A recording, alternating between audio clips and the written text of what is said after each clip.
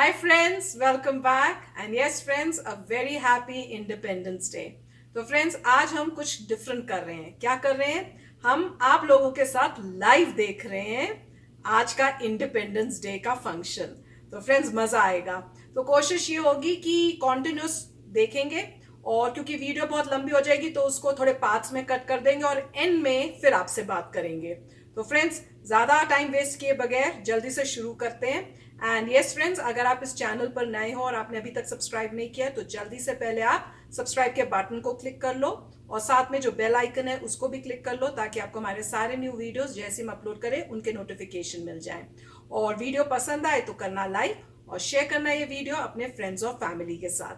तो चलो friends start करते हैं आज का ये वीडियो.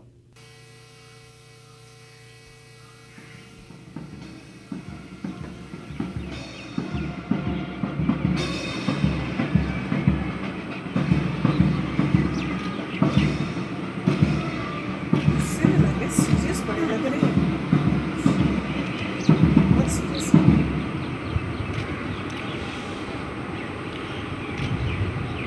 मेरे प्यारे देशवासियों, आज़ादी के इस पावन पर्व की सभी देशवासियों को बधाई और बहुत बहुत शुभकामनाएं.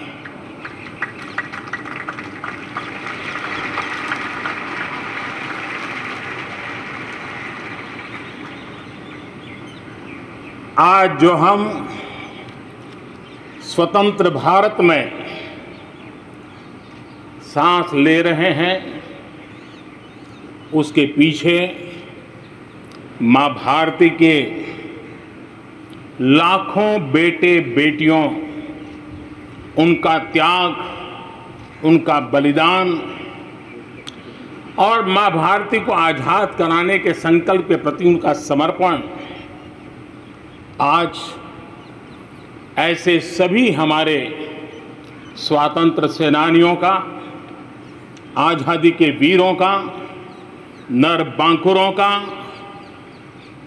वीर शहीदों का नमन करने का ये पर्व है. हमारे फौज के जाबाज जवान, हमारे अर्धसैनिक बल, हमारे पुलिस के जवान, सुरक्षा बल से जुड़े हुए हर कोई मां भारती के रक्षा में जुटे रहते हैं, सामान्य मानवीय की सुरक्षा में जुटे रहते हैं. आज उन सबको भी हृदयपूर्वक,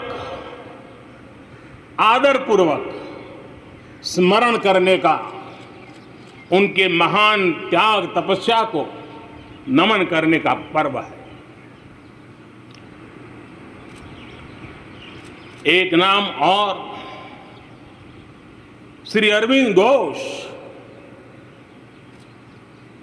क्रांति दूत से लेकर आध्यात्म की यात्रा, आज उनके संकल्प, उनका जन्म जयंती है. हमें उनके संकल्पों को, हमारे संकल्पों को पूर्ण करने के उनकी तरफ से आशीर्वाद बने रहे. हम एक विशिष्ट परिस्थिति से गुजर रहे हैं. आज छोटे छोटे बालक मेरे सामने नजर नहीं आ रहे. भारत का उज्जवल भविष्य क्यों? कोरोना ने सबको रोका हुआ है. इस कोरोना के कालखंड में लक्षावधि कोरोना वॉरियर्स, चाहे डॉक्टर हो, नर्सिस हो, सफाई कर्मी हो, एम्बुलेंस चलाने वाले लोग हो, किस किस के नाम गिनाऊंगा.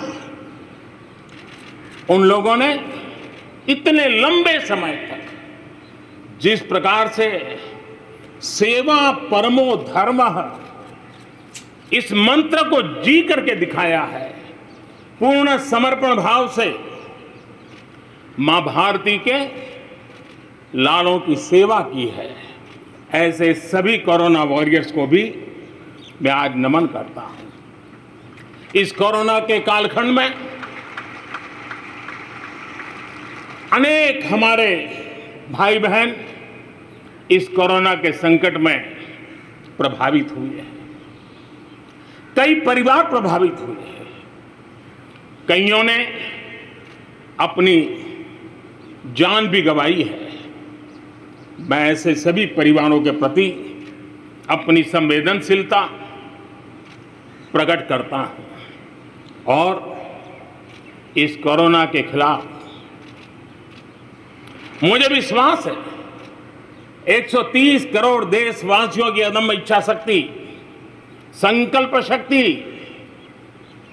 हमें उसमें भी विजय दिलाएगी और हम विजयी होके रहेंगे।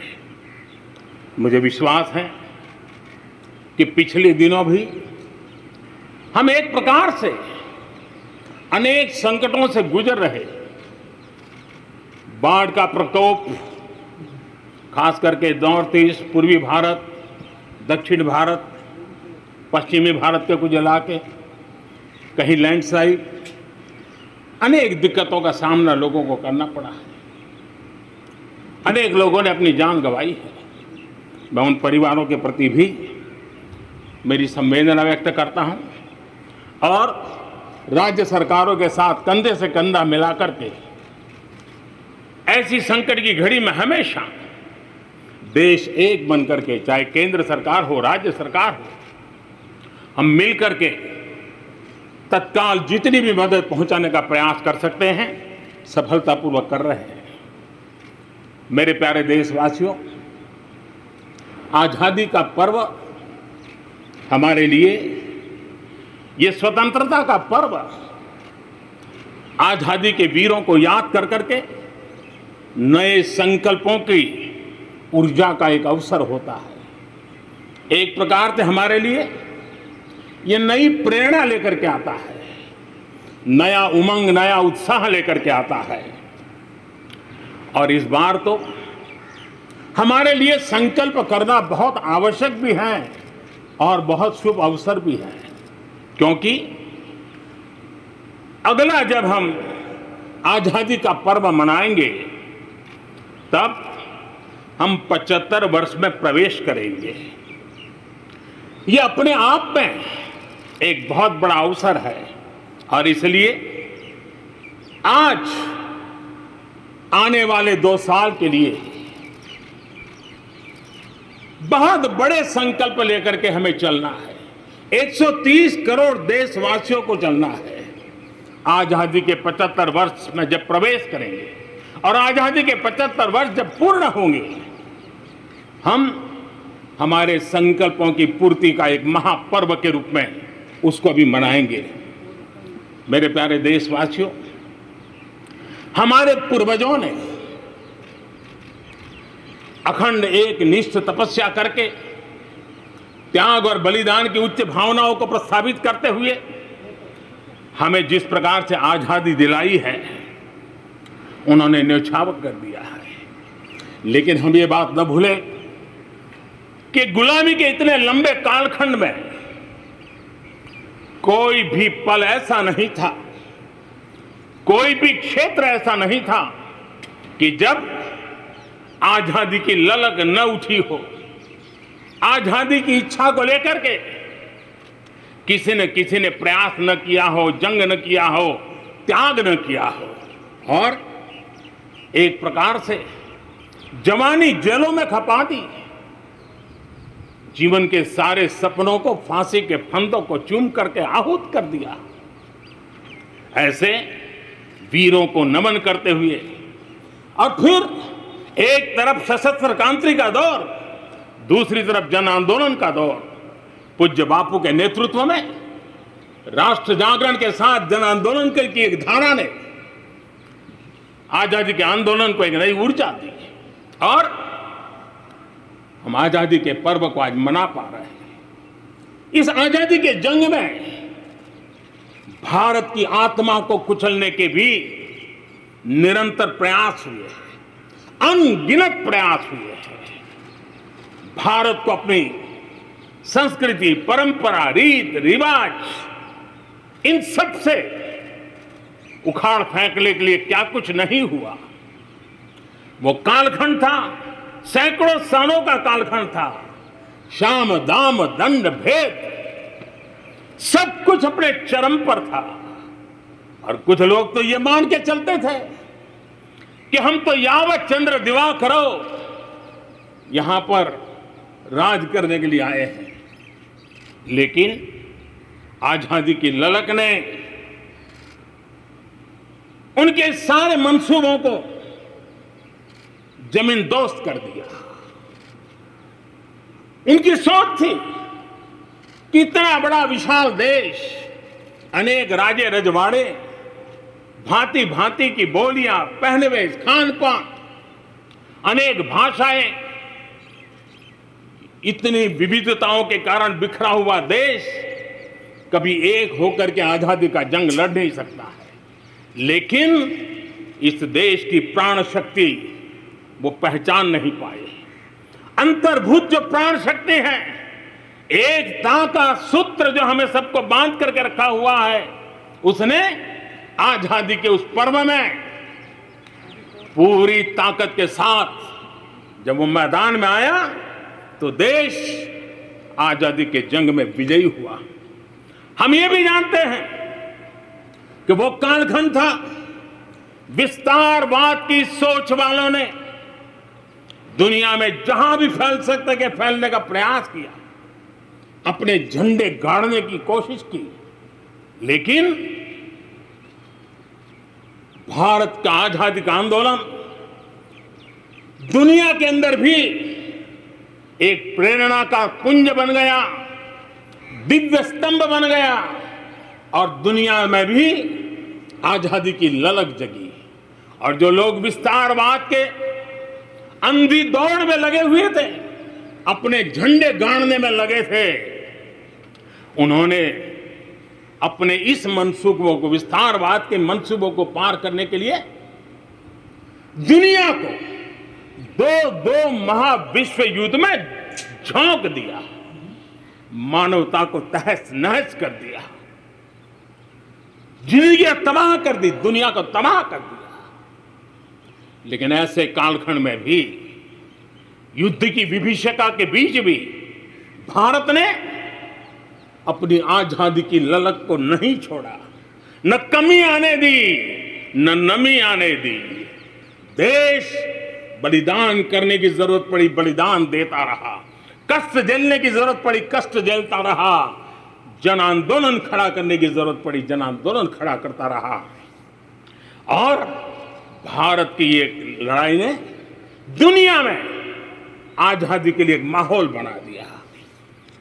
और भारत की एक शक्ति ने दुनिया में जो बदलाव लाया, विस्तारवाद के लिए एक चुनौती बन गया भारत। इतिहास इस बात को कभी नकार नहीं सकता है। इतिहास इस बात को मेरे प्यारे देशवासियों, आजादी की लड़ाई में पूरे विश्व में भारत ने अपनी एकजुटता की ताकत, अपनी सामूहिकता की ताकत, अपने उज्जवल भविष्य के प्रति अपना संकल्प, समर्पण और प्रेरणा, उस ऊर्जा को लेकर के देश आगे बढ़ता चला गया।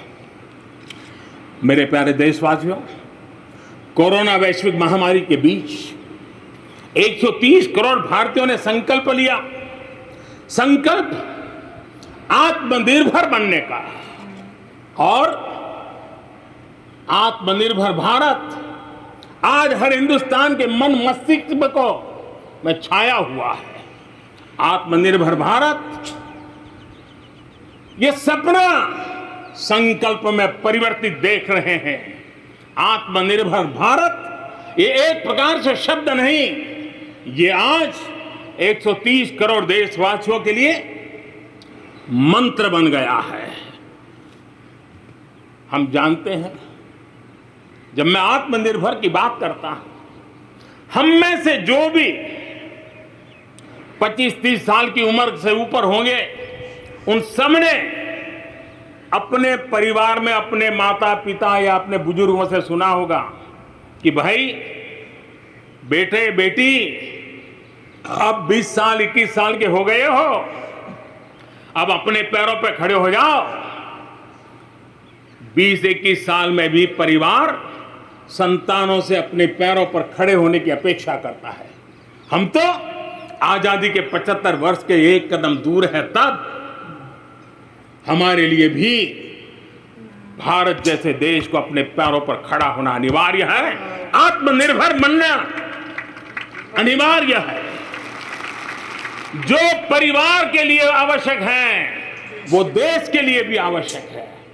और इसलिए और मुझे विश्वास है भारत इस सपने को चरितार्थ करके रहेगा। और उसका कारण मेरे देश के नागरिकों के सामर्थ्य पर मुझे यकीन है। मुझे मेरे देश की प्रतिभा पर गर्व है।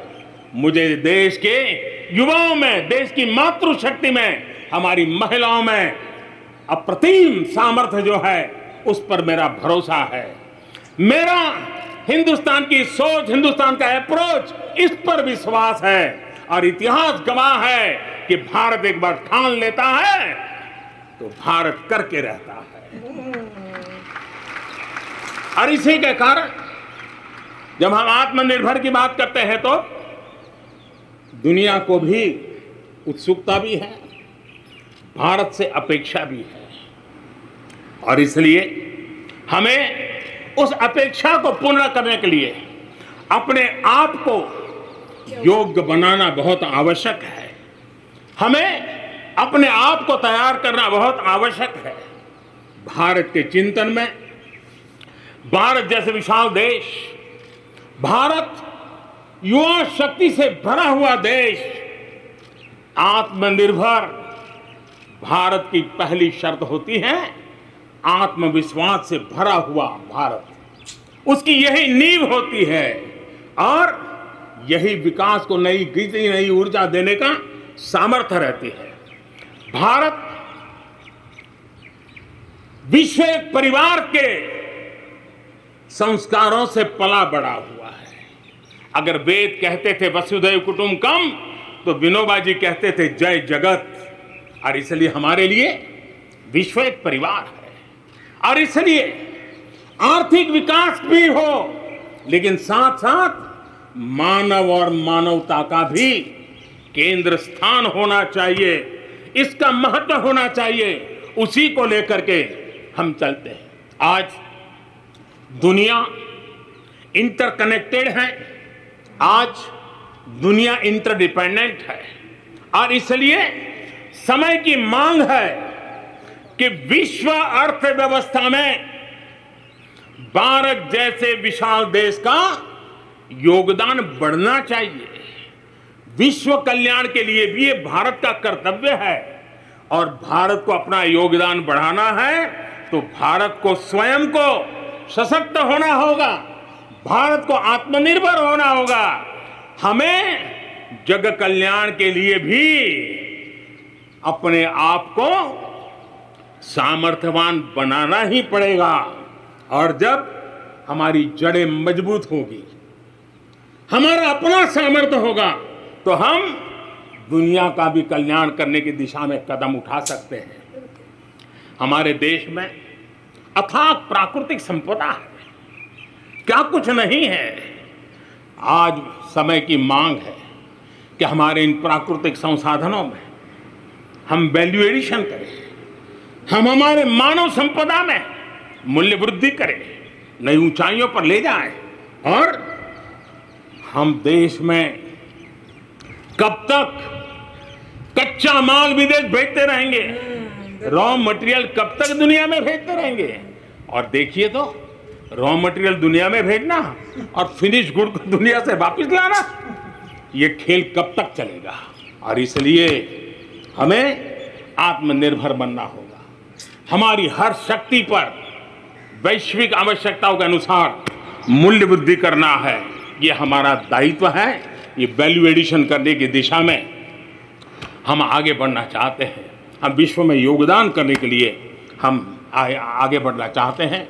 विश्व में हम कुछ न कुछ, उसी प्रकार से कृषि क्षेत्र, एक समय था जब हम बाहर से गेहूं मंगवा करके अपना पेट भरते थे, लेकिन हमारे देश के किसानों ने वो कमाल करके दिखा दिया। आत्मनिर्भर भारत आज कृषि क्षेत्र में बना है। आज भारत के किसान, भारत के नागरिकों का ही पेट भरते इतना नहीं है। आज भारत वो स्थिति में है कि दुनिया में जिसकी जरूरत है उसको भी हम अन्न दे सकते हैं। अगर ये हमारी शक्ति है, आत्मनिर्भर की ये ताकत है, तो हमारे कृषि क्षेत्र में भी मूल्य वृद्धि आवश्यक है। वैश्विक आवश्यकताओं के अनुसार हमारे कृषि जगत में बदलाव की आवश्यकता है। विश्व की अपेक्षाओं को पूरा करने के लिए हमने हमारे कृषि जगत को भी आगे बढ़ाने की जरूरत है। आज देश अनेक नए कदम उठा रहा है और इसलिए अब आप देखिए स्पेस सेक्टर में हमने खुला कर दिया, देश के युवाओं को अवसर मिला है। हमने कृषि क्षेत्र को कानूनों से मुक्त कर दिया, बंधनों से मुक्त कर दिया। हमने आत्मनिर्भर बनाने का प्रयास किया हुआ है। जब आप ऊर्जा के क्षेत्र में पावरफुल होते हैं तो जे देश अपना अंधेरा मिटाना चाहता है, भारत उसमें मदद कर सकता है। देश के जब हेल्थ सेक्टर का इंफ्रास्ट्रक्चर आत्मनिर्भर हो जाता है तो विश्व के अनेक देशों को टूरिज्म के रूप में, हेल्थ डेस्टिनेशन के रूप में भारत उनकी पसंदीदा बन सकता है। और इसलिए हमें आवश्यक है कि हम भारत में बने सामान की पूरी दुनिया में वाहवाही कैसी हो। और एक जमाना था हमारे देश में जो चीजें बनती थी, हमारे स्किल मैन पावर के द्वारा जो काम होता था, उसकी दुनिया में बहुत वाहवाह होती थी, इतिहास गवाह है। हमें जब आत्मनिर्भर की बात करते हैं तब सिर्फ इंपोर्ट कम करना इतना ही हमारी सोच नहीं है। जब आत्मनिर्भर की बात करते हैं तब हमारी ये जो कौशल्य है, हमारा जो ह्यूमन रिसोर्स का सामर्थ्य है, जब चीजें बाहर से आने लगती है तो उसका वो सामर्थ्य खत्म होता चला जाता है, पीढ़ी वो नष्ट हो जाता है। हमें हमारे उस सामर्थ्य को बचाना भी है, बढ़ाना भी है, कौशल्य को बढ़ाना है, क्रिएटिविटी को बढ़ाना है और उसको लेकर के हमें आगे बढ़ना है। हमें स्किल डेवलपमेंट की दिशा में बल देना है। आत्मनिर्भर भारत के लिए, हमारे सामर्थ्य को बढ़ाने के लिए मेरे प्यारे देशवासियों, मैं जानता हूं जब मैं आत्मनिर्भर की बात करता हूं तब अनेक आशंकाएं प्रकट भी की जाती हैं। मैं इस बात को मानता हूं कि आत्मनिर्भर भारत के लिए लाखों चुनौतियां हैं और जब विश्व स्पर्धा के मोड़ में हो तब तो चुनौतियां बढ़ भी जाती हैं। लेकिन देश के सामने अगर लाखों चुनौतियां हैं तो देश के पास करोड़ों समाधान देने वाले शक्ति भी है, मेरे देशवासी भी हैं जो समाधान का सामर्थ्य देते हैं। अब देखिए कोरोना के संकट काल में हमने देखा कि बहुत सी चीजों के लिए हम कठिनाइयों में हैं, हमें दुनिया से लाना है, दुनिया दे नहीं पा रही थी। हमारे देश के नौजवानों ने, हमारे देश के उद्यमियों ने, हमारे देश के उद्योग जगत के लोगों ने बिड़ा उठा लिया। जिस देश में N95 नहीं बनता था बनने लगे, PPE नहीं बनता था बनने लग गए, वेंटिलेटर नहीं बनता था बनने लग गए। देश की आवश्यकताओं की तो पूर्ति हुई, लेकिन दुनिया में एक्सपोर्ट करने की हमारी ताकत बन गई। दुनिया की जरूरत थी आत्मनिर्भर भारत दुनिया को कैसे मदद कर सकता है, आज हम इसमें हम देख सकते हैं। और इसलिए विश्व की भलाई में भी भारत का योगदान करना ये दायित्व बनता है और उसलिए भी हमें उसी प्रकार से बहुत हो चुका। आजाद भारत की मानसिकता क्या होनी चाहिए? आजाद भारत की मानसिकता होनी चाहिए वोकल फॉर लोकल। हमारे जो स्थानीय उत्पाद है उसका हमने गौरवगान करना चाहिए। हम अपनी चीजों का गौरवगान नहीं करेंगे तो उसको अच्छा बनने का अवसर भी नहीं मिलेगा, उसकी हिम्मत नहीं बढ़ेगी। आइए हम मिलकर के संकल्प लें, आजादी के 75 साल के पर्व की ओर जब कदम रख रहे हैं तब वोकल फॉर लोकल का जीवन मंत्र बन जाए और हम मिलकर के भारत की उस ताकत को हम बढ़ावा दे दें। मेरे प्यारे देशवासियों, हमारा देश कैसी कैसी कमाल करता है, कैसे कैसे आगे बढ़ता है, इस बात को हम भली भांति समझ सकते हैं। कौन सोच सकता था कि कभी गरीबों के जनधन खाते में लाखों करोड़ों रुपए सीधे ट्रांसफर हो जाएंगे? कौन सोच सकता था कि किसानों की भलाई के लिए एपीएमसी जैसा एक्ट में इतने बदलाव हो जाएंगे? कौन सोचता था हमारे व्यापारी आलम पे जो लटकती तलवार थी, एसेंशियल कमोडिटी एक्ट, इतने सालों के बाद वो भी बदल जाएगा? कौन सोचता था कि हमारा स्पेस सेक्टर हमारे देश के युवाओं के लिए खुला कर दिया जाएगा? आज हम देख रहे हैं, राष्ट्रीय शिक्षा नीति हो, one nation one ration card की बात हो, वन नेशन वन ग्रिड की बात हो, वन नेशन वन टैक्स की बात हो, इंसॉल्वेंसी और बैंक्रप्सी कोड उसकी बात हो, चाहे बैंकों को मर्जर करने का प्रयास हो, देश की सच्चाई बन चुकी है, देश की हकीकत है। भारत में परिवर्तन के इस कालखंड में रिफॉर्म्स के परिणामों को दुनिया देख रही है। एक के बाद एक दूसरे से जुड़े हुए हम जो रिफॉर्म्स कर रहे हैं उसको दुनिया बहुत बारीकी से देख रही है, और उसी का कारण है बीते वर्ष भारत में एफडीआई में अब तक के सारे रिकॉर्ड तोड़ दिए। फॉरेन डायरेक्ट इन्वेस्टमेंट अब तक के सारे रिकॉर्ड तोड़ दिए। बीते वर्ष भारत में एफडीआई में 18% की वृद्धि हुई है, बढ़ोतरी हुई है, और इसलिए कोरोना काल में भी दुनिया की बड़ी बड़ी कंपनियां भारत की ओर रुख ले रही हैं। ये विश्वास ऐसे ही पैदा नहीं हुआ है, ऐसे ही दुनिया मोहित नहीं हुई है। इसके लिए भारत ने अपनी नीतियों पर, भारत ने अपने लोकतंत्र पर, भारत ने अपनी अर्थव्यवस्था की बुनियाद की मजबूती पर जो काम किए हैं उसने ये विश्वास जगाया है। दुनिया भर के अनेक बिजनेस भारत को सप्लाई चेन के केंद्र के रूप में आज देख रहे हैं। अब हमें मेक इन इंडिया के साथ साथ मेक फॉर वर्ल्ड ये मंत्र को लेकर के भी हमें आगे बढ़ना है। 130 करोड़ देशवासियों का सामर्थ्य,